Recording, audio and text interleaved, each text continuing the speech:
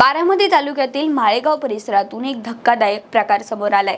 गोहत्या करण्यासाठी आणलेल्या तब्बल 9 गायींना माळेगाव पोलिसांनी वेळेत कारवाई करत जीवनदान दिले। या घटनेमुळे परिसरात मोठी खळबळ उडाली असून पोलिसांनी तात्काळ कारवाई करत 3 आरोपींना ताब्यात घेतले। मिळालेल्या माहितीनुसार माळेगाव पोलीस ठाण्याच्या हद्दीत गोहत्या सुरू असल्याची माहिती गोरक्षकांच्या माध्यमातून पोलिसांना मिळाली होती। माहिती मिळताच पोलिसांनी घटनास्थळी धाव घेतली। तिथे पाहणी केली असता काही गायी बांधून ठेवण्यात आल्याचं आणि त्यांची हत्या करण्याची तयारी सुरू असल्याचं पोलिसांच्या निदर्शनास आलं।